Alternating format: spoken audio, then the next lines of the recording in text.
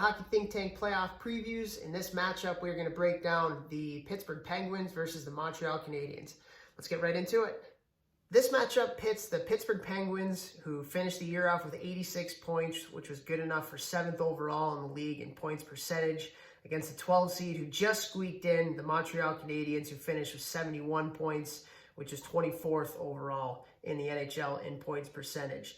And this is a series where the Pittsburgh Penguins, they come in the top third of the league in goals for, with 3.2 goals for per game.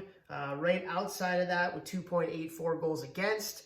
Their power play, with all the firepower that they have, just average, but their penalty kill with top 10 in the league. The Montreal Canadiens, on the other hand, in the bottom half of the league in goals for, goals against, power play percentage, and penalty kill.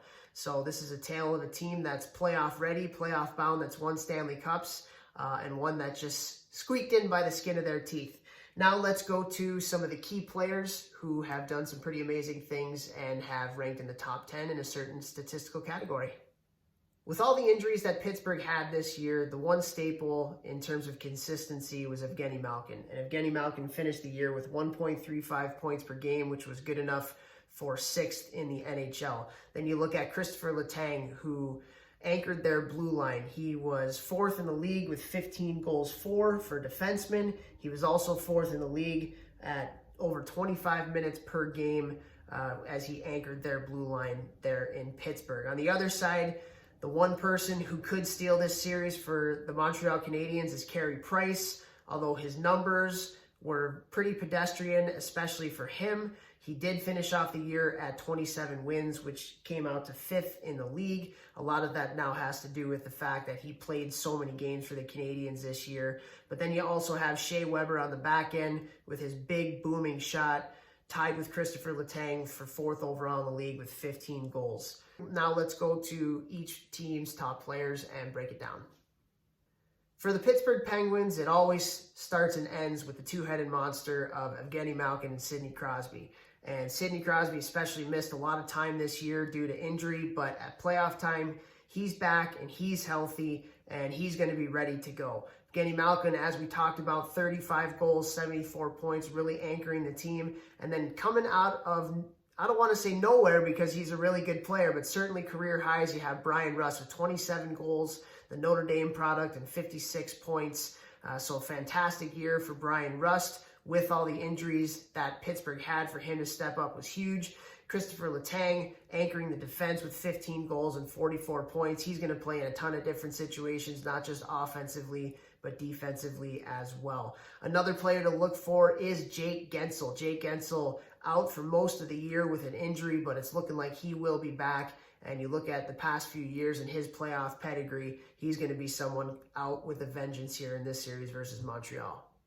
On the Canadian side of things, you have your top scorer in Thomas Tatar, a good get from the Vegas Golden Knights, with 61 points to lead their team. Phil Deneau, who is a bit of a Mr. Everything type player. He's going to play in a bunch of different situations, coming in with 47 points.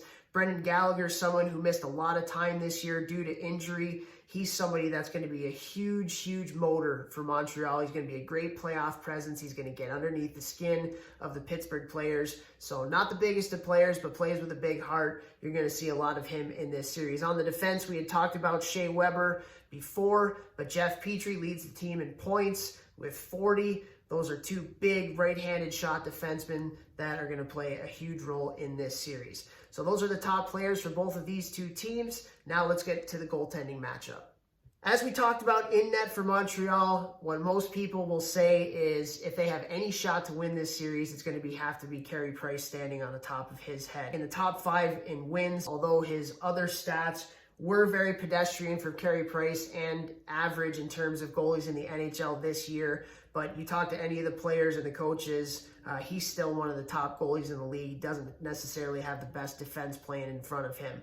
On the other side with Pittsburgh, it'll be interesting to see what Mike Sullivan does and who he wants to play. Tristan Jarry's been a rock for the team this year. His statistics obviously way better than Matt Murray's have been, although Matt Murray has been much better as of late. But then you look at Matt Murray, who's already won 2 Stanley Cups for the Pittsburgh Penguins. And he's somebody that Mike Sullivan knows can perform in a playoff type format. Although his numbers this year aren't great, he certainly has the pedigree to be able to take them to where they want to go. So it'll be interesting to see who he goes with. I'm going to think he's going to lead towards Matt Murray and that playoff experience. But again, he played Matt Murray over Marc-Andre Fleury a few years ago, so you never know what he's going to do, and I think both options will be pretty good for the Pittsburgh Penguins. So as we look at these two teams, they're two very different teams in terms of style of play. Pittsburgh is a team with a lot of firepower, a lot of skill. Montreal, not so much. They don't have the star players. They don't have the depth that Pittsburgh does. So they're the type of team, when you're watching them play in this series, they're known for shooting pucks from everywhere. So they're not looking necessarily for the pretty goals. They're going to throw volumes of shots at the nets. They'll throw pucks from bad angles, from the perimeter, to try to get second chance opportunities. But with that, something that can play into the Pittsburgh transition games, if they're missing nets and Montreal isn't able to get any type of shot retrievals and second chance opportunities, it can lead right into the transition rush for those talented players with the Pittsburgh Penguins. So again, unless there's a Herculean effort from Carey Price, my prediction for this series is Pittsburgh is going to take this one into the second.